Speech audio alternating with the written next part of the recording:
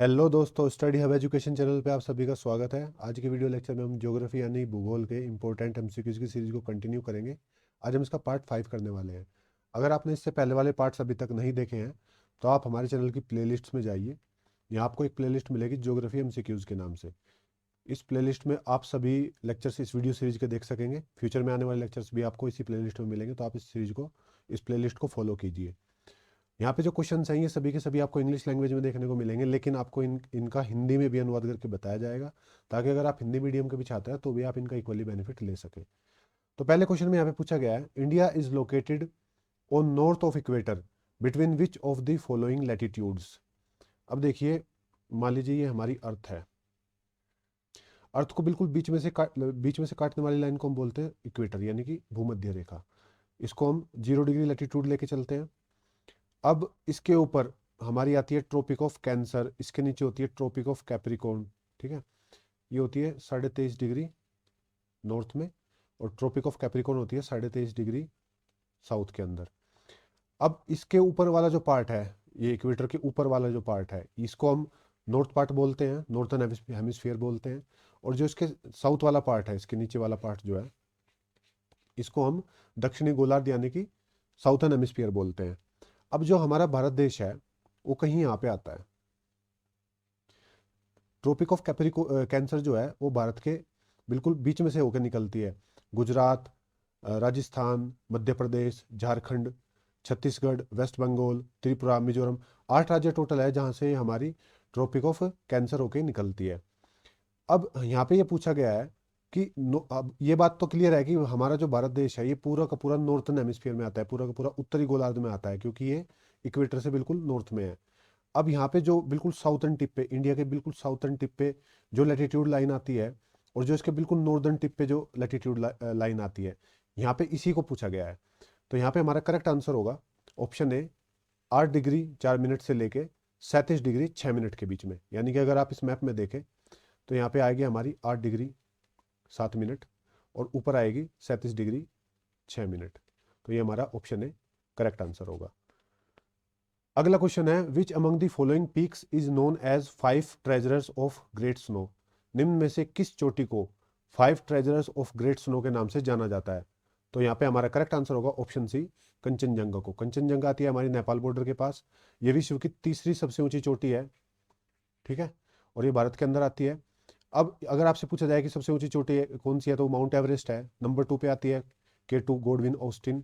K2 Godwin Austin जो आती है वो पीओ के क्षेत्र में आती है, कश्मीर का वह क्षेत्र जिस पे पाकिस्तान ने कब्जा किया हुआ है। तो मतलब एक तरीके से इंटरनेशनली डिफाइन नहीं है कि ये एरिया किस देश के अंदर टोटल आएगा, क्योंकि एक विवाद का क्षेत्र है। लेकिन जो प्रॉपर, अगर हम माने कि जो बिल्कुल ही बिना विवाद का कोई क्षेत्र है जहाँ पे हम बोल सकते हैं कि भारत की सबसे ऊंची चोटी कौन सी कही जाएगी, तो वो हमारी कंचनजंगा ही होगी। तो ये आपको याद रखना है कि भारत की सबसे ऊंची चोटी कंचनजंगा है, जो कि विश्व में तीसरे नंबर पे आती है। अगला क्वेश्चन है, what is the length of coast line of India including the coast line of Andaman and Nicobar. अगर हम ये देखें, हमारा भारत का मेन लैंड अगर देखें, ये अगर हमारा साउथ इंडिया है, यहाँ पे महाराष्ट्र, यहाँ पे केरल, आंध्र प्रदेश, उड़ीसा। ठीक है, तो ये जो हमारी तटीय रेखा है मेन लैंड की, इसको हम मेन लैंड कोस्ट लाइन बोलते हैं। लेकिन हमारी यूनियन टेरिटरीज भी है इससे अलग, जैसे कि यहाँ पे अंडमान निकोबार है, साइड में लक्षद्वीप भी है। तो अगर हम बोले कि समूचे भारत की तटीय रेखा कितनी है, तो हमें अपनी यूनियन टेरिटरीज की तटीय रेखा को भी जोड़ना होगा। लेकिन कभी कभी क्वेश्चन में मेन लैंड की अलग करके पूछ लेते हैं। यहाँ पे टोटल कोस्ट लाइन पूछा हुआ है, तो आप ये चीज़ देखिए, यहाँ पे जो टोटल कोस्ट लाइन हमारी बनती है पूरे इंडिया की यूटी को मिला के, वो आती है 7,516 किलोमीटर। अगर उसमें खाली हम मेन लैंड की देखें तो वो होती है 5,422। लेकिन अगर हम अपनी आइलैंड यूनियन टेरिटरीज जैसे कि अपनी अंडमान निकोबार है और लक्षद्वीप है, इनको मिलाए तो ये 2,000 और एक्स्ट्रा हो जाएंगी, और टोटल हो जाएंगी हमारी 7,516। तो ये आपको याद रखना है, ऑप्शन बी हमारे यहाँ पे करेक्ट आंसर होगा। अगला क्वेश्चन है, large deposit of natural uranium which promises to be one of the top 20 of the world's reserve have been found in Tumalapalle belt in which among the following state of India। देखिए, भारत के अंदर जो सबसे पहली uranium की खान मिली थी वो मिली थी जाडूगोड़ा में। ये है अभी झारखंड के अंदर, पहले बिहार का पार्ट था जब ये खोज हुई थी इसकी, लेकिन अभी झारखंड के अंदर है। अब इसके बाद एक दूसरी यूरेनियम की माइन की भी खोज हुई भारत के अंदर, तुमालपल्ले, जो कि आता है आंध्र प्रदेश में। तो यहाँ पे हमारा करेक्ट आंसर ऑप्शन सी हो जाएगा। अब ये जो खान मिली थी, इसके बारे में काफ़ी इंटरेस्टिंग फैक्ट्स है। इसको ये भी बोला जाता है कि वर्ल्ड का सबसे बड़ा रिजर्व भी हो सकता है यूरेनियम का, लेकिन पूरी तरीके से इसको एक्सप्लोर अभी तक नहीं किया गया है, क्योंकि यूरेनियम खानों को एक्सप्लोर करने में मतलब एक मॉडर्न टेक्नोलॉजी का इस्तेमाल होता है, क्योंकि इसमें से रेडिएशन काफ़ी हार्मफुल निकलते हैं, तो जो मजदूर वगैरह यहाँ पे काम करेंगे उनको काफ़ी हैवी डैमेज हो सकता है। अब ये जो खनन का, जो यूरेनियम का जो खनन होता है, इनकी खानों को जो मैनेज करता है वो करता है हमारा atomic energy commission of India. तो ये आपको याद रखना है, atomic energy commission of India इसको मैनेज करता है हमारे यूरेनियम माइंस को। और ये तुम्हालेपल्ले खान थी जो माइंस थी, इसकी जो खोज हुई थी वो हुई थी 2011 में, तो ये चीज़ भी आप याद रखिए। और जो पीछे मैंने आपको एक फैक्ट बताया कि सबसे पहले यूरेनियम की खान कहाँ पे मिली थी, तो वो मिली थी जादूगोड़ा में। अगला क्वेश्चन है, which among the following latitude determine Indian standard time longitude. देखिए लैटिट्यूड मैंने आपको बताया, जो इक्वेटर है, ट्रॉपिक ऑफ कैंसर है, इस तरीके की जो हमारी रेखाएं हैं हॉरिजॉन्टल, ये हमारी लैटिट्यूड होती हैं।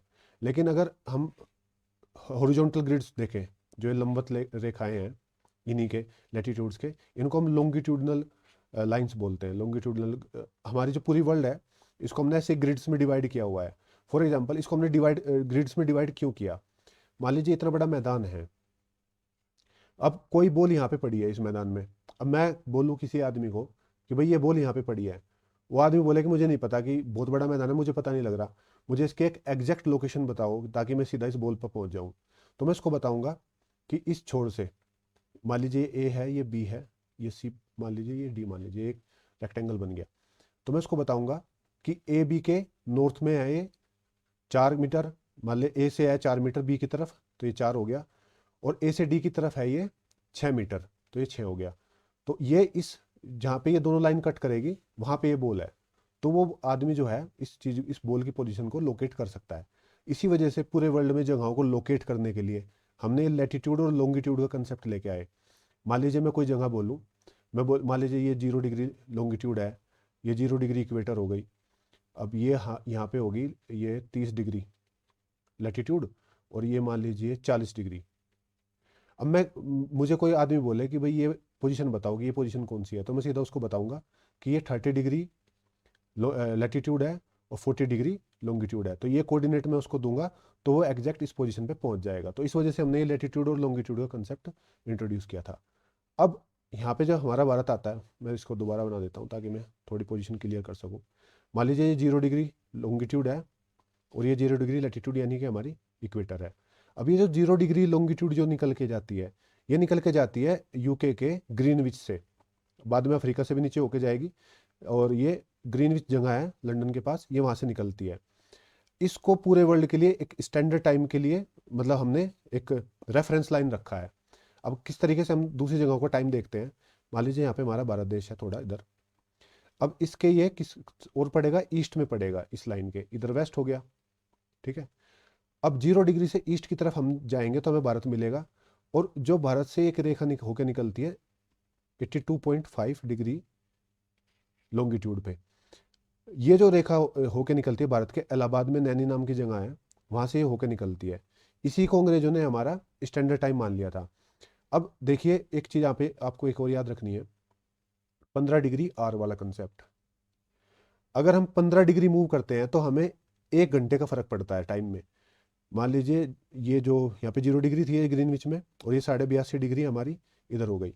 अब 15 डिग्री में 1 घंटे का फर्क पड़ जाता है, तो 82.5 डिग्री में कितने घंटे का फर्क पड़ेगा? जिधर 15 चौके 60, 15 पाँच 75, 75, तो 75 डिग्री से सीधा 5 घंटे का फर्क पड़ गया। और उसके बाद फिर बचते हैं 12.5 डिग्री पूरा 82.5 करने में, तो ये आधा घंटा और आ गया, 30 मिनट और आ जाती है। तो अगर हम देखें तो 5.5 घंटे का फर्क आता है ग्रीनविच टाइम में और इंडिया के स्टैंडर्ड टाइम में, आईएसटी में। अब यह है ईस्ट की तरफ, अगर हम ईस्ट की तरफ देखें तो सूरज, अर्थ रोटेट करती है वेस्ट टू ईस्ट, तो यानी सबसे पहले सूरज कहाँ निकलता है? अगर हम मान के चले इस वाले कंसेप्ट को, ग्रीनविच वाले कंसेप्ट को, तो जापान में, या फिर जापान की इधर जो टेरिटरी पड़ेगी यहाँ पे बिल्कुल एग्जैक्ट, इसको हम बोलेंगे कि यहाँ पे सबसे पहले सूरज निकलता है, यानी कि भारत में पहले सूरज आएगा, उसके बाद फिर लंदन पहुंचेगा, यानी कि भारत में पहले दिन निकलेगा और पहले ही शाम हो जाएगी। अब ये कितने कितने घंटे पहले इंग्लैंड के मुकाबले, यानी कि ग्रीनविच मीन टाइम या फिर लंदन के टाइम के मुकाबले कितने देर पहले भारत के अंदर सूरज निकल जाएगा, तो हम वो कहेंगे 5.5 घंटे पहले भारत देश में सूरज निकल जाएगा। अगर यहीं पे कोई ऐसी जगह हम ढूंढे, मान लीजिए कोई 75 डिग्री पे होगी इधर, थोड़े इधर होगी वो, 82.5 पे इधर पड़ेगा, अब 75 डिग्री पे मैं जैसे 15×5 = 75, 15 डिग्री पे घंटे का फर्क पड़ता है, तो 75 डिग्री में 5 घंटे का फर्क पड़ेगा।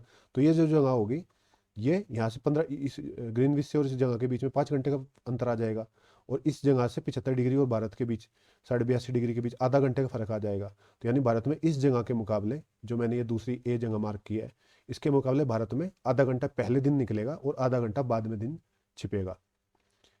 मतलब दिन भी पहले छिप जाएगा, आधा घंटा पहले ही, जो पहले दिन निकलेगा। तो ये चीज़ यहाँ पे लिखी हुई है, ये चीज़ आपको याद रखनी है। ऑप्शन सी हमारा 82.5 डिग्री ईस्ट, ये हमारा करेक्ट आंसर होगा।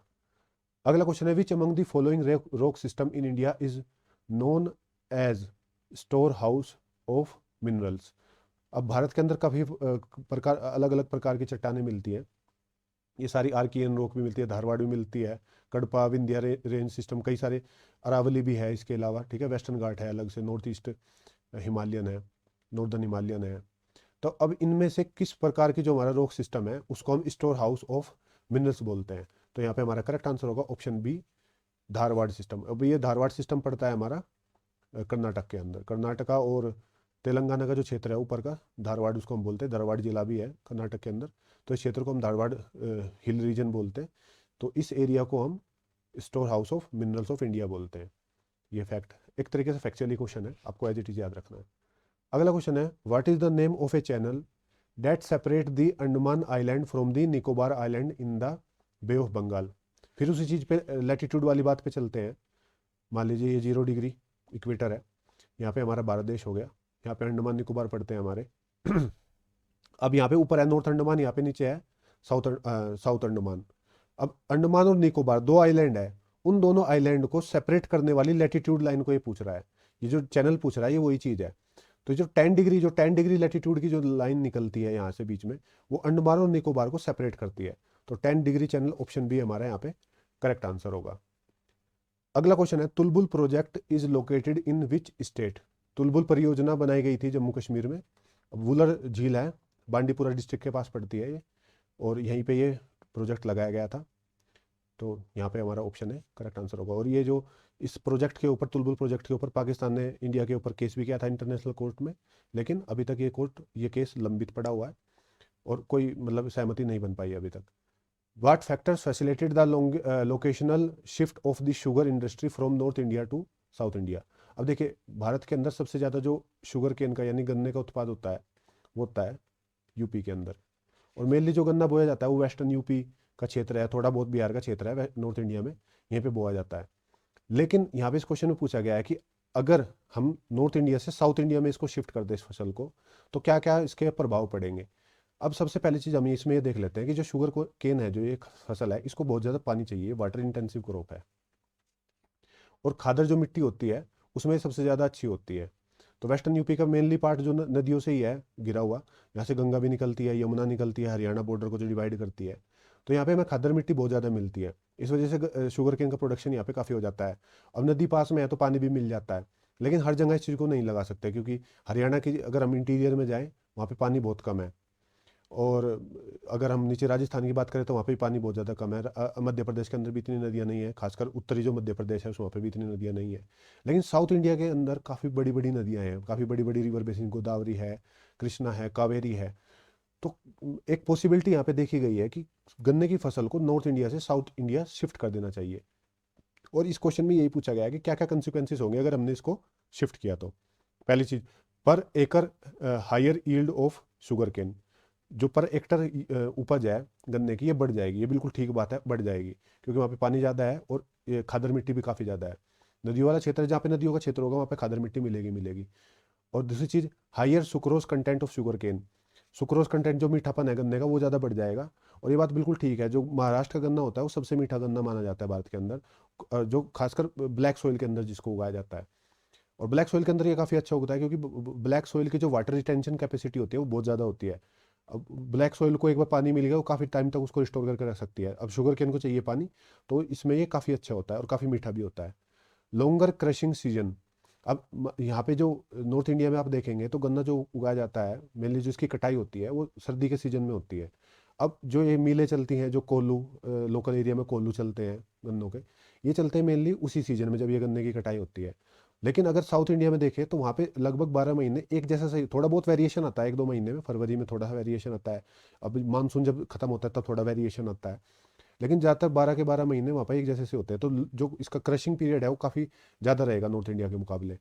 और चौथी चीज़ है कि इम्प्रूव्ड इरिगेशन फैसिलिटी, जहाँ पे जो इरिगेशन फैसिलिटीज़ है, क्योंकि नदियों का नेटवर्क, नहरों का नेटवर्क काफ़ी ज़्यादा है नॉर्थ इंडिया के मुकाबले, तो यहाँ पे इम्प्रूव्ड इरिगेशन फैसिलिटीज आप किसानों को मिलेगी।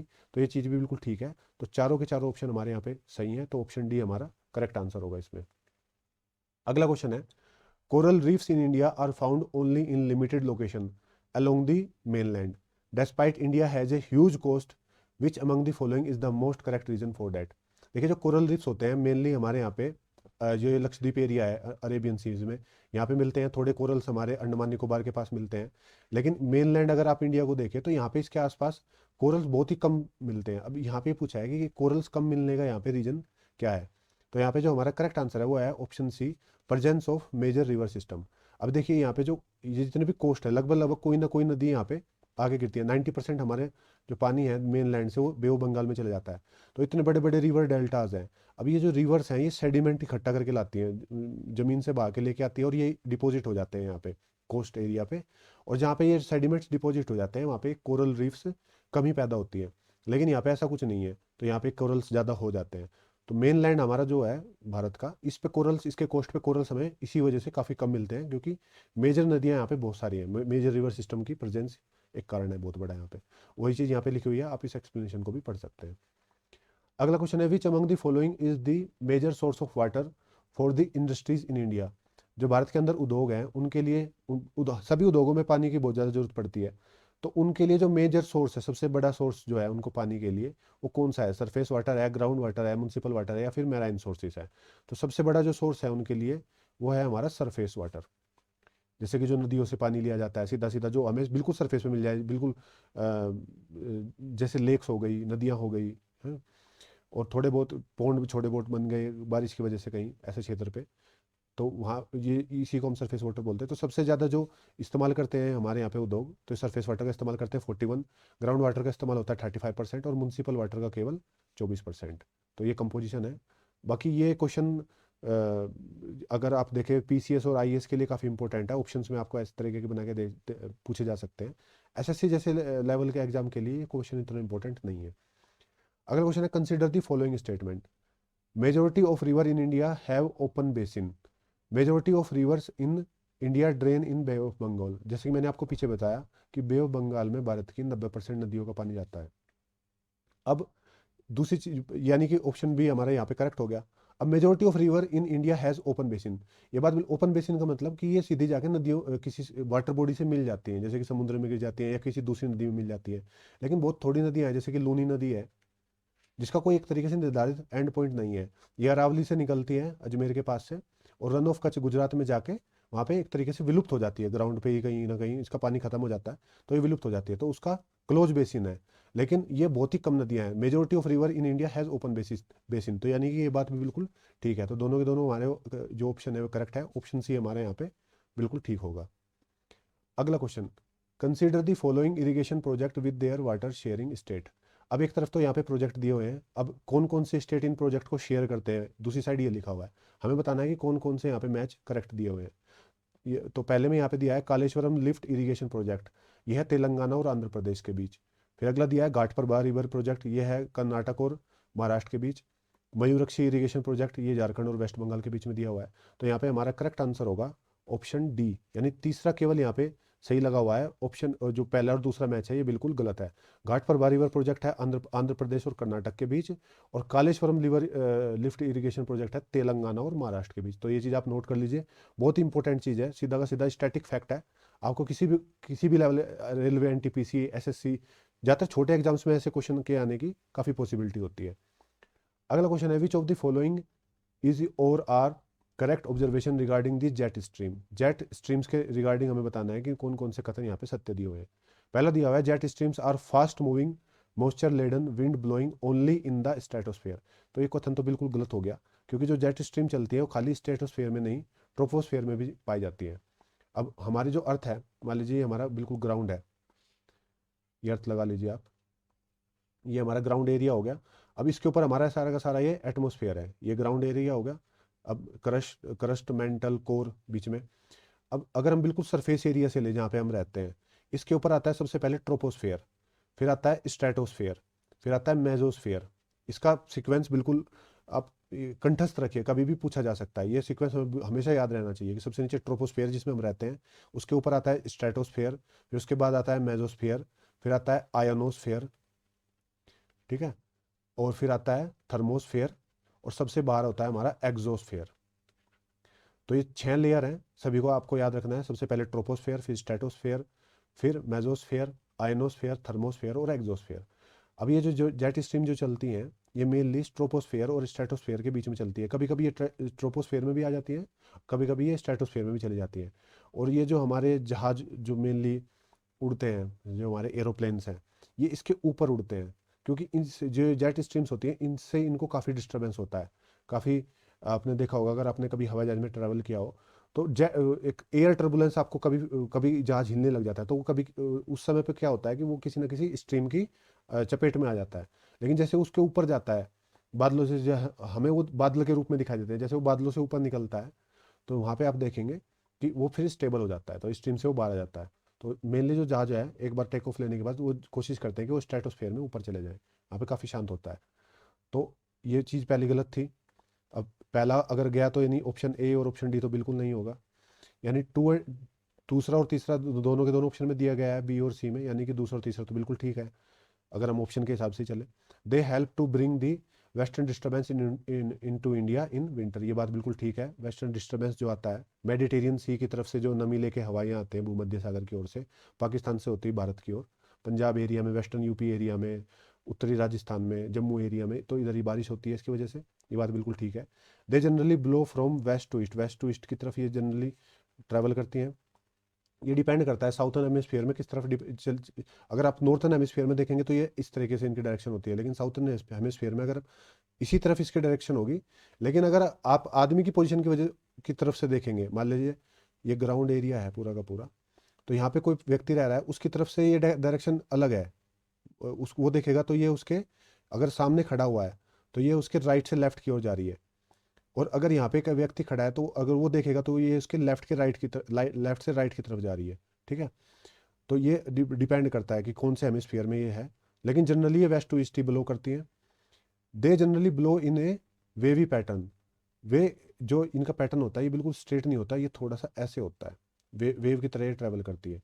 तो ये भी हमारा बिल्कुल ठीक है, और ऑप्शन सी हमारा यहाँ पे 2, 3 एंड 4 स्टेटमेंट हमारी बिल्कुल ठीक होंगी। अगला क्वेश्चन है, consider the following differences between Khadar and Bangar soil in India. Khadar और बांगर सोइल के बीच में हमें डिफरेंस पूछा गया है। अब बताना है कि कौन कौन सी कथन यहाँ पे सत्य दिए हुए हैं। खादर जो मिट्टी होती है वो मेनली रिवर बेड के आसपास मिलती है, जो रिवर के आसपास की मिट्टी होती है उसको खादर बोलते हैं। जो इससे दूर की मिट्टी होती है, जहाँ पे रिवर मतलब ज़्यादातर उनके आसपास रिवर नहीं होती, तो उनको खादर मिट्टी बांगर मिट्टी बोलते हैं। पहला कथन यहाँ पे दिया गया है, while Khadar is newer alluvial, Bangar is older alluvial. ये बात बिल्कुल ठीक है। जैसे कि मैंने आपको बताया कि रिवर बेड के आसपास ये खादर मिट्टी मिलती है। अब आपको पता है कि नदियाँ जो होती है बहती रहती हैं और पीछे से सेडिमेंट और मिट्टी को बहा के लाती रहती है। तो यहाँ पे जो इनके रिवर बेड के आसपास जो मिट्टी इकट्ठी होती है, एक ज़्यादातर नई मिट्टी होती है, तो इसको हम न्यूअर एलुवियल भी बोलते हैं, नई जलोढ़ मिट्टी। और जो इसके दूर की होगी खादर की और बांगर की, तो वो ओल्ड एलुवियल होगी। तो बात बिल्कुल ठीक हो गई। अगली चीज, while Bangar is fine textured, Khadar contain calcareous deposit locally known as kankar. अब यहाँ पे ये चीज उल्टी बता दी इन्होंने, जो कंकड़ मिलती हैं ये खादर मिट्टी में नहीं, बांगर मिट्टी में के अंदर मिलती हैं, क्योंकि ये एक तरीके से स्टैटिक हो जाती है, काफी लंबे समय तक ये एक जगह पे रहती है। लेकिन खादर मिट्टी जो है वो इनका इरोजन होता रहता है रिवर की वजह से, तो ये फाइनली टेक्सचर हो जाती है बिल्कुल। इनका जो पार्टिकल्स है काफी छोटे छोटे हो जाते हैं, तो टेक्सचर इनका काफी स्मूथ हो जाता है। तो ये चीज इसने उल्टी दी हुई है, जो खादर के बारे में बात है वो बांगर की बताई हुई है, जो बांगर की है वो खादर के लिए बताई हुई है। तो ये स्टेटमेंट हमारी गलत होगी, तो ऑप्शन ए हमारे यहाँ पे करेक्ट आंसर होगा। अगला क्वेश्चन है, the origin of which among the following river is in Tibet. निम्न में से कौन कौन सी नदियों का जो ओरिजिन है, जो इनका सोर्स पॉइंट है जहाँ से निकलती है, ये तिब्बत के अंदर है। तो यहाँ पे हमारा करेक्ट आंसर है ऑप्शन डी। तीनों की तीनों नदियाँ हमारी, सतलज भी, इंदस नदी भी और घाघर नदी भी, ये तीनों की तीनों तिब्बत एरिया से ही निकलती हैं।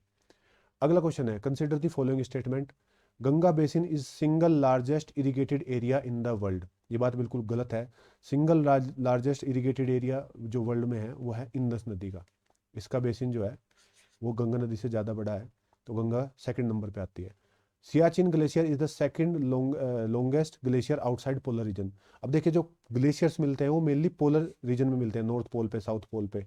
लेकिन अगर वहाँ से अगर हम उनको हटा दें तो वर्ल्ड के अंदर सबसे बड़ा जो ग्लेशियर है पोलर रीजन को छोड़ के, मेनली उससे नीचे वाले क्षेत्र में, तो वो सियाचिन ग्लेशियर है। तो ये बात बिल्कुल ठीक है, ऑप्शन 2 हमारा करेक्ट होगा, लेकिन ऑप्शन 1 हमारा यहाँ पे गलत है। तो बी हमारा यहाँ पे करेक्ट आंसर होगा। ये चीज़ यहाँ पे लिखी है, Indus valley in Pakistan is the largest single irrigated area earth covering around 90 lakh hectare. और सियाचिन ग्लेशियर ये हमारा बिल्कुल सेकंड लार्जेस्ट ग्लेशियर है अगर हम देखें आउटसाइड पोलर रीजन। अगला क्वेश्चन है, in which state of India you will find the natural phenomena called Chir Batti. देखिए चीर बत्ती एक तरीके से आप मान लीजिए गुजरात क्षेत्र है, ये गुजरात राज्य लगा लीजिए, नीचे महाराष्ट्र आ जाएगा। तो ये जो ऊपर का क्षेत्र है इसका, ये है रन ऑफ कच्छ, इसको हम रन ऑफ कच्छ बोलते हैं। ठीक है, इस क्षेत्र में क्या है कि काफ़ी ये जो 3 केमिकल है, फोस्फीन, डाइफोस्फेन और मीथेन, ये हवा में काफ़ी ज़्यादा है, जिसकी वजह से इग्निशन हवा के अंदर हो जाता है और एक फ्लेम टाइप सी, एक रोशनी टाइप सी हवा के अंदर बनती हुई और चलती हुई, मूविंग होती हुई दिखाई देती है। अब इसको वहाँ के जो लोकल लोग हैं इसको घोस्ट लाइट, मतलब एक तरीके से आप मान लीजिए कि वो मानते हैं कि ये भूत प्रेत का कुछ है चक्कर, तो घोस्ट लाइट इसको बोलते हैं। तो चीर बत्ती इसी को बोलते हैं, चीर का मतलब घोस्ट और बत्ती यानी लाइट, तो चीर बत्ती इस वजह से इसको बोलते हैं। तो ये कहाँ पे मिलती है, ये फिनोमिना कहाँ पे पाया जाता है, यहाँ पे पूछा गया है। तो जैसे कि मैंने आपको बताया, रन ऑफ कच्छ का जो क्षेत्र है गुजरात के अंदर, यहाँ पे मिलता है। ऑप्शन बी हमारा यहाँ पे करेक्ट आंसर होगा। अगला क्वेश्चन है, which of the following comparisons of Himalayan river and peninsular rivers are correct. अब जो हमारे उत्तर भारत में अगर आप देखें, मैं थोड़ा सा हल्का सा नक्शा बना देता हूँ, जम्मू कश्मीर आ गया, ये नीचे का, ये गुजरात एरिया लगा लीजिए, ये साउथ इंडिया, ये नॉर्थ ईस्ट, ठीक है, ये नेपाल यहाँ पे। तो ये जो नॉर्थ इंडिया की जो रिवर्स हैं, इनका ज़्यादातर जो ओरिजिन है वो हिमालयंस पहाड़ों से निकलती हैं ये ज़्यादातर नदियाँ, ठीक है। और अगर आप देखेंगे साउथ इंडिया का, तो यहाँ पे इतने माउंटेनियस रीजन नहीं है। यहाँ पे जो नदियों के सोर्स है ज़्यादातर कोई या तो लेक्स है या फिर कोई ऐसा क्षेत्र जहाँ पे पानी ज़्यादा इकट्ठा हो जाए कि जब मानसून सीजन, आपको पता ही होगा कि सबसे ज़्यादा जो मानसून की वजह से बारिश होती है वो हमारे वेस्टर्न घाट पे होती है। तो इस वजह से यहाँ पे से कई सारी नदियों के सोर्स होते हैं जो बह के इधर बे ऑफ बंगाल की तरफ जाते हैं।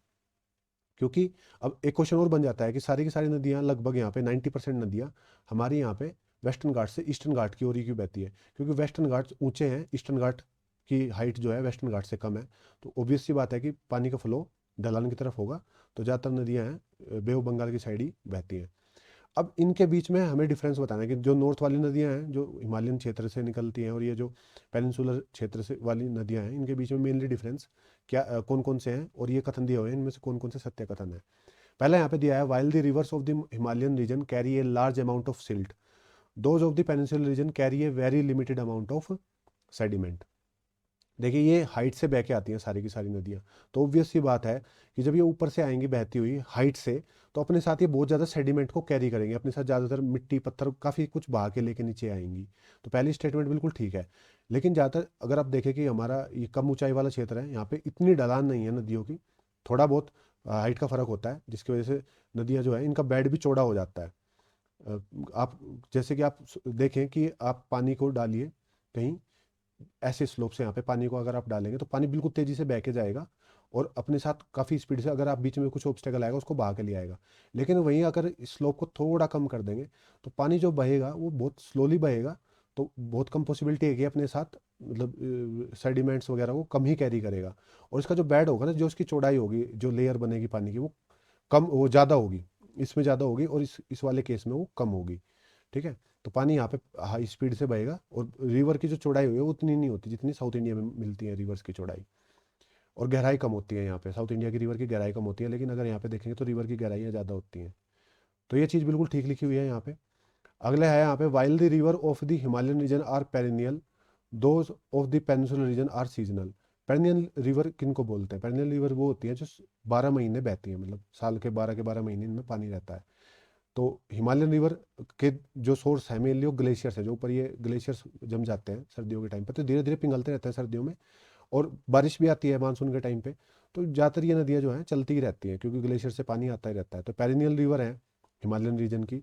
लेकिन जो पेनिनसुलर रीजन की जो नदियाँ हैं ये सीजनल है, ये इनमें पानी ज़्यादातर तभी आता है जब मानसून का टाइम आता है, जो गर्मियों का टाइम होता है, मई से लेके मई मई के लास्ट में मानसून आता है, 25-26 मई के करीब केरल में मानसून आ जाता है, और एंड तक अगस्त सितंबर तक ये मानसून रहता है। तो इसी दौरान नदियों का फ्लो सबसे ज़्यादा रहता है, अदरवाइज इनमें पानी की काफ़ी कमी होती है। तो ये स्टेटमेंट भी बिल्कुल ठीक है, तो दोनों के दोनों ठीक है, तो यहाँ पे हमारा ऑप्शन सी करेक्ट आंसर होगा।